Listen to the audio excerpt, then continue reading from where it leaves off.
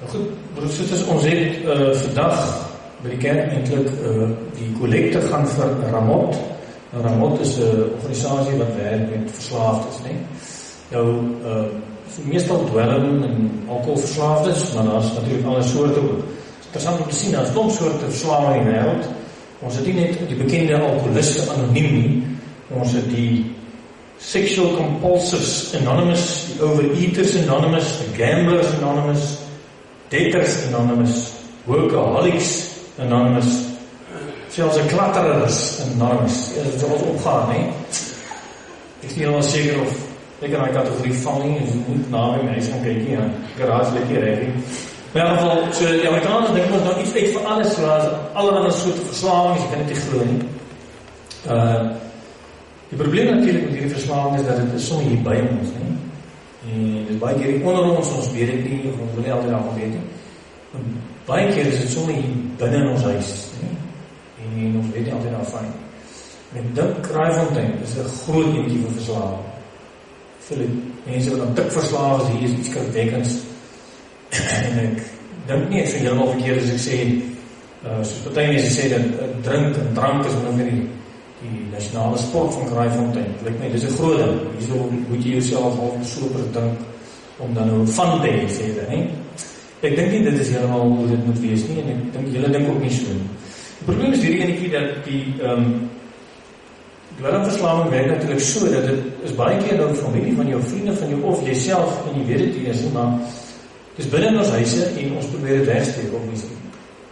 En dit skep groot probleme. En die vernietiging wat dit bring in 'n verhouding en in huise is skrikwekkends. Ja, ek het natuurlijk ook nog al met mense gepraat en gesien wat ek doen. En hoe daai een wat nou die ander ene wil probeer help, maar hulle wil eintlik help wees met 'n keer as eintlik is fout nie. En hoe moeilik dit is. En hoe dit verhoudings en huwelike en gesinne stuk en blaas. Dit is net sad om die minste daarvan te sê. Die groot ding natuurlijk met drank is, dat dit self as sosiale vader en allemaal drink so'n bykie, en lekker mellow en alles. Die probleem is net natuurlijk dat het gaan oor 'n geskreef, en dan is jy nie meer beheer nie, dan beheer die goedjies jou. En jy kan nie meer stop nie, en jy kan nie meer keer nie, dan moet jy nou maar die ookie drink om aan te gaan, nie? Maar ons mag jokes afgaan, en dan is dit so erg nie, as man net dit span en so, maar dan is dit eintlik chaos, en ons weet dit nie. Ander groot ding wat die ouens wat met mense werk wat ook verslaaf is, hulle sê baie keer die ding kruip so op jou af. Hulle probeer dit beskryf deur te sê, dis soos as jy pan in 'n kastrol kookwater gooi, gaan hy uitspring, want dit is 'n warm gat in. Maar verslawing werk soos 'n pan wat in 'n kastrol met koue water wat op die stoof gesit word.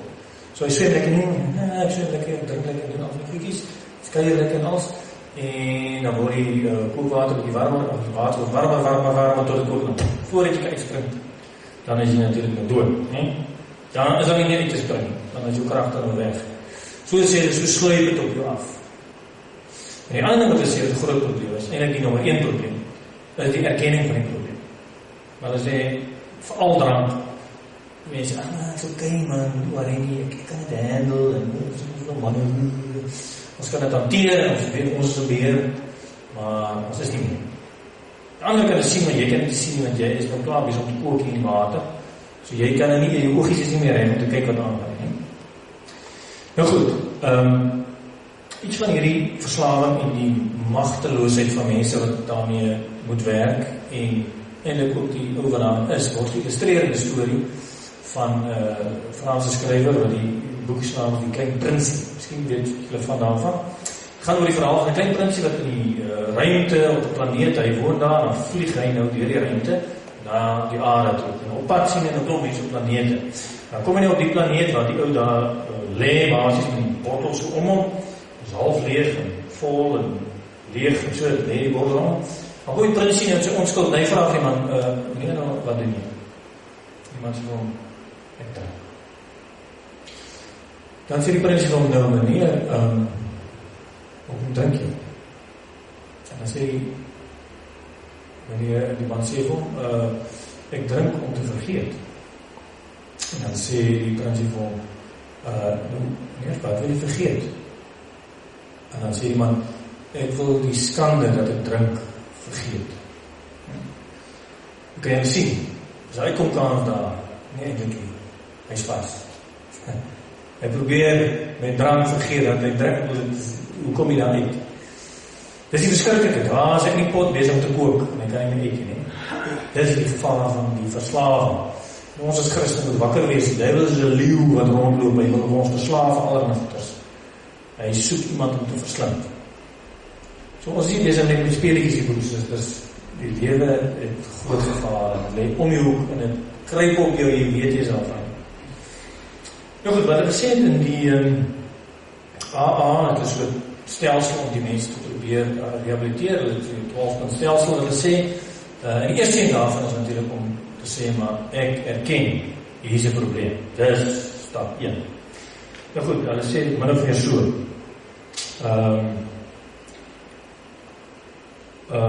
ons erken dat ons magteloos is teen alcohol, en dat het ons lewens onhanteerbaar gemaak het. Dis is stap 1.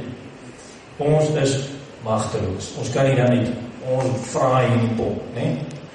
En die volgende stappe wys dan natuurlijk hoe hulle op 'n manier moet sê, maar goed, ons gee ons wil en ons kragte oor aan iemand wat groter is as ons, aan God. My wil is nou syne, hy moet nou vir my help, want ek kan nie myself nie, ek is nou vas. En dan is dan natuurlijk ook volgende stap wat sê, jy moet gaan na jou familie en jou vriende en goed, en so wat sê, maar ek is sorry dat ek hierdie goed, ek ten eerste weer af van die, maar al die goed wat ek julle aangedoen het, al die seer wat ek julle wil bring. Maar die ding is ons nou sê, ja, maar dit klink ek sien nogal 'n bietjie na slavernij, want nou moet jy, is jy afhanklik van daai ou om jou te vergewe, en jy moet jou wil oorgee vir God, dan as jy mos nog God se slaaf word, nee? So, mense wil dit doen nie, en dan gaan dit nou maar sy gang. Dan gaan ons al hoe dieper daar in die sonde, en die slavernij, en die verslaafding in, en dan later, dan is het klaar. Nou, interessant om te sien, dat ons kan natuurlijk, die meeste mense sou sê, ach, mense kan jy self nie beheer, man, hou nie op, kry klaar so. Die probleem is natuurlijk, dat in hierdie gedeelte wat ons nou lees ons nie van drankverslaving, dwelmverslaving nie, ons lees van goeie gelowiges. En Jesus kom daar en sê vir hulle, maar ek doen nie wat ek wil, ek doen God se wil. Wat God vir my sê, is wat ek doen. Ek dink dit self nie. Nou, dit sal vir ons klink nou 'n bietjie slaaf, want hy doen ons nou wat God wil, nie wat hy self wil. Maar dan, wat doen die mense? Hulle dink hulle is vry. En Jesus sê, as ek weggaan, dan gaan julle doodgaan in julle sonde. En dan sê hy vir hulle, so gelooflik, daar staan ek nie, dat hulle gelooflik was. Toe sê Jesus vir die Jode wat in hom glo, as julle my woorde vertrou bly, en in my bly, as julle my disciples wees. En dan sê hulle vir hom, maar ons is nog nooit slawe nie, wat, hoe komt ons nou vry, is jou vryheid, of jou vryheid, maar dit klink vir hulle so slavernij, en as jy was nou getrou aan God, en afhanklik van God en so, dan is ons nog nooit slawe nie, ons is vry. En dan sê Jesus vir hulle, julle, nie daar jy wel slawe sê, julle is slawe van die sonde. Ons allemaal is slawe. Aan die sonde het ons ingeneem. En ons kan nie self uit. Ons is vastgevang. En wat verskrikkelijk is, dit is nie net drank, dwelms, allerlei goed wat ons geslaag het, ook die godsdienst. Hier is godsdienstige gelowiges. Die wet, in Galasiërs 4 staan daar was 'n tyd, toe julle nie vir God geken het nie, en slawe was van die nikswerk afgode. Maar nou dat julle hom leer ken het, of liewer, nou dat hy julle ken, hoe val julle dan weer terug na daardie minderwaardige en armsalige wettiese godsdienstige reëls? Wil julle van vooraf weer slawe daarvan wees? Ons hier in die kerk is eintlik, so mens kon sê, godsdienstig anoniem. Nee? Ook ons godsdienst gebruik ons sê, ons is lekker cool en daai arme slegte, verslaafd is goed, nee. Is dit so? Is ons vry? Ons is nie vry nie, ons is slawe. Slawe van die sonde. As Jesus weggaan, dan gaan ons in die sonde bly en slawe bly. So ons wil nog graag voor sê, maar ons te keuse is vry en dood ek wil, en alles is lekker en so, en ek gaan my lewe self uitwerk, of dan nou 'n slaaf van God. Dis nie wat werk. Jesus sê, as ek weggaan, is hulle slawe van die sonde.